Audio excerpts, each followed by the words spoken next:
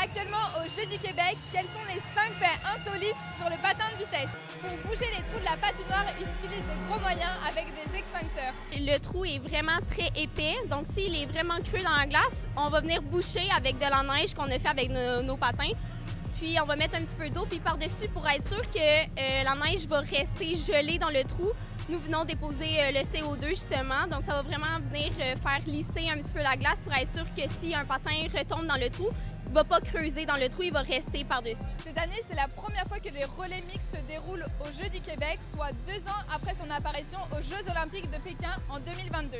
Entre chaque course, les bénévoles lancent des seaux d'eau sur la glace pour reboucher les stries qui s'accumulent au fur et à mesure des passages des patineurs. Les courses, nous mettons de l'eau dans les virages parce que c'est là que les patineurs appuient le plus, donc qu'il y a beaucoup des cracks qui se fait dans la glace.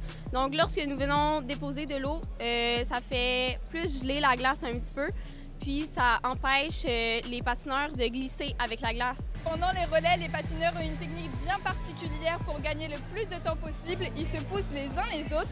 Cela peut être décisif pour gagner la course. Les patins de vitesse sont complètement différents que ceux du hockey. Les lames sont beaucoup plus grandes, environ 45 cm, alors que celles du hockey sont plus petites pour permettre de s'arrêter plus facilement. Les lames du patin de vitesse sont également beaucoup plus fines.